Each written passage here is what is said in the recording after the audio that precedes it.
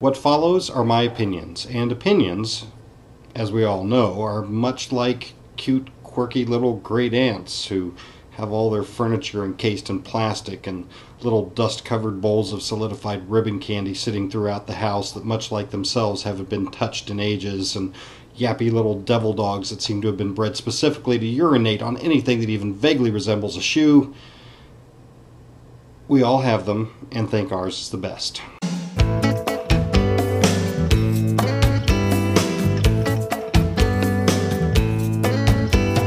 Recently, I started getting frustrated with having to top off cartomizers all the time, so I started looking into getting a tank system. And what I found is there's actually quite a few tank systems out there, but not a lot of places to get really useful information all in one place. So it's difficult to determine what's really useful, or at least what's going to be really useful for you. So I thought I would share some of what I've learned since I started getting into tank systems with those of you who might be interested in getting a tank system but haven't yet taken the plunge. So, what is a tank and what does it do for you? A tank is basically something that sits around a cartomizer, providing a reservoir for your liquid to feed the cartomizer as you're vaping. What it basically consists of, in most cases, are a couple of caps which have an O-ring on the outside which fits inside the tube, and an O-ring on the inside which fits over the cartomizer.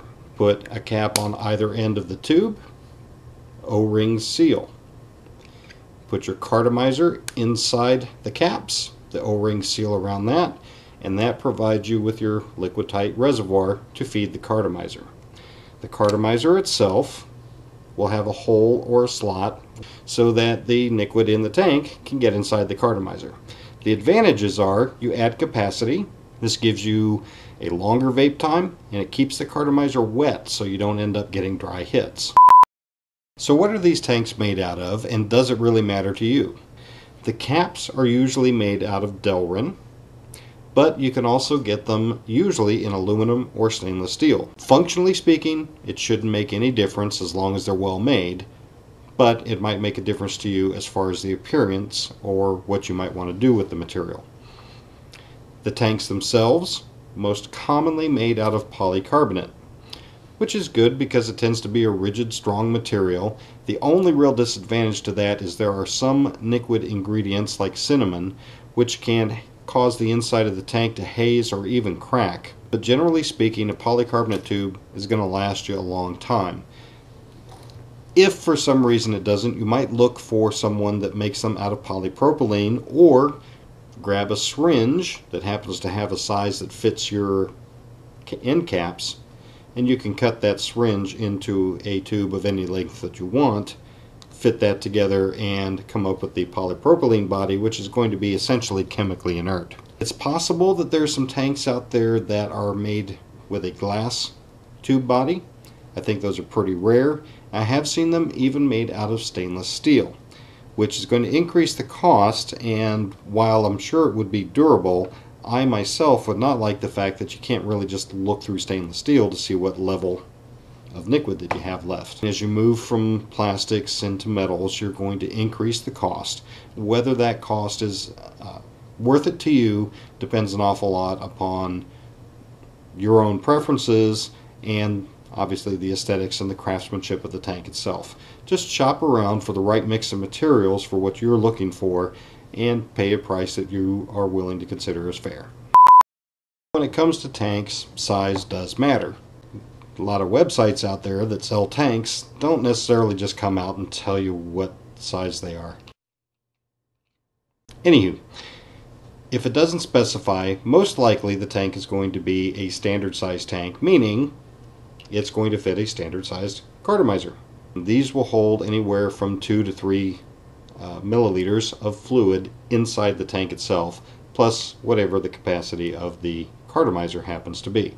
These are occasionally referred to as standards, shorties, or minis, depending upon the website. But again, there's not really a standard for it. If it doesn't say it's something else, it's usually fairly safe to assume that it's a standard size cartomizer. As far as larger tanks go, there is another one here that's about 45 millimeters in length, designed to fit a dual coil cartomizer. And in fact, you would normally find these longer tanks referred to as dual coil tanks, or sometimes XLs, like the cartomizers themselves. There's not really a standard for that. It would be nice if more people actually put measurements out there so you'd know how long the tank is and how big around it is, because how big around it is has an effect on capacity and aesthetics. After you've selected your first tank and ordered it and finally got it in your hot, grimy little hands, it's really tempting to just fill it up and go. But I really recommend taking a few moments to inspect it to make sure that everything is in order before you start sacrificing your precious liquid to it. If it comes with a cartomizer inside it, do not immediately disassemble it. Take the top of the tank off first, then take the bottom cap off. Now the reason I recommend that is so that you can inspect the hole or the slot that might be in that cartomizer already.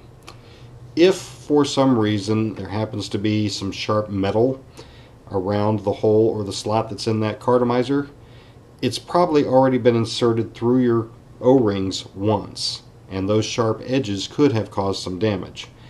By disassembling the tank and not pulling the cartomizer through those O-rings again, you can avoid causing any further damage. If you do find rough edges on here, simply take a file of some sort, file those off, make sure you don't get any inside the hole itself, but just clean it up so as it goes to the O-rings in the future it doesn't cause a problem. Visually inspect the O-rings on the inside of the caps.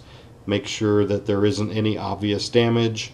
It appears to be fully intact with no ragged edges. Do that for both the top and the bottom, and if everything seems in order, go ahead and reassemble your tank. And when you do that, take a look and check for black lines that appear to be going around the caps.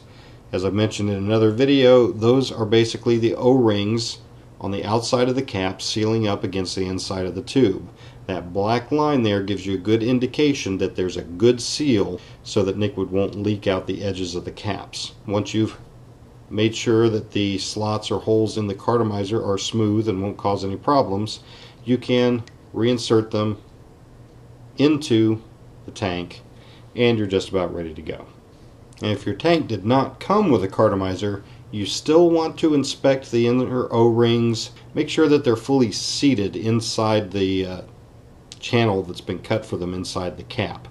That way you can avoid possible leaks because the O-ring isn't properly installed. Also, if you're feeling particularly geeky, you can break out a set of calipers and measure the inside diameter of the uncompressed O-rings.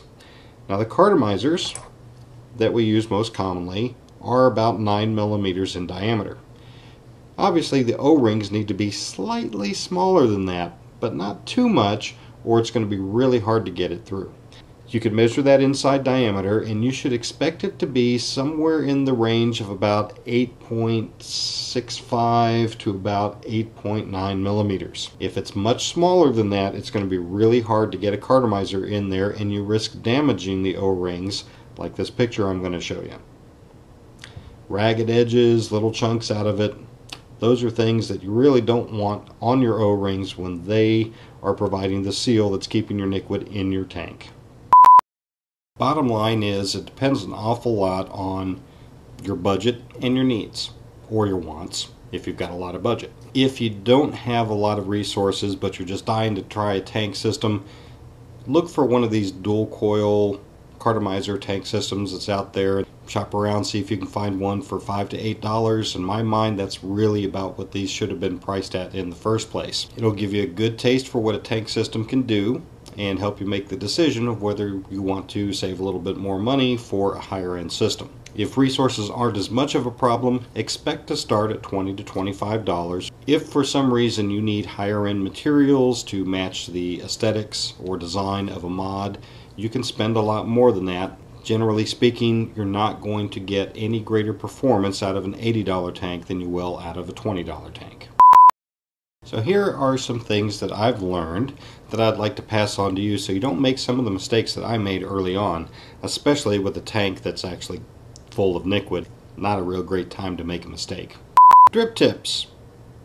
You gotta use one with a cartomizer tank system, but they can cause problems. If your favorite drip tip fits in the cartomizer very tight, sooner or later you might decide you're going to replace it or pull it out to clean it. If you just grab a tight-fitting drip tip and pull on it, it can pull the cartomizer out regardless of how good a quality your tank is, obviously creating a leak problem if you have a tank full of liquid. In order to avoid that, keep on hand a spare battery of one type or another that fits the cartomizers that you intend to use. And they don't have to work. All they need to be is a handle that you can screw onto the cartomizer so you can pull out a tight-fitting drip tip. And you can also use that as a handle when you're installing it, or you can use a tabletop or even just your finger when you're putting one in. The main thing is pay attention when you're inserting or removing a tight-fitting mouthpiece or drip tip to make sure that you don't push or pull the cartomizer out of the tank. Personally, what I prefer is to use a Ming or vase shaped drip tip because that large body provides a stop. Keeps you from pushing the cartomizer all the way out if you insert it and it doesn't quite take, and once you have it installed, it provides a physical stop that keeps you from pushing the cartomizer out for any other reason. This is especially true for the inexpensive tank systems that are out there, but it really applies to any tank system. If you have any reason to believe that your caps are loose or the O-rings inside aren't gripping the inside of the tube well, before you do anything with your tube, make sure you have a finger and a thumb or two fingers on either side of that tank, keeping the caps pressed into the tube. Doesn't matter what you're doing with it, whether you're just wiping it off, inserting, removing a mouthpiece, doesn't matter. Make sure, if you've got any doubts about this, keep the caps pressed together with the fingers of one hand. And as soon as possible, either replace the O-rings or replace the tank. So that's the bulk of what I learned when I was exploring getting into tank systems and once I got my first couple of tanks in hand. Hopefully I have provided some good information for you so you can make an informed decision as you start to look at tank systems and avoid some of the mistakes that I made early on. Thanks for watching. I'll see you again here on YouTube later. Bye-bye.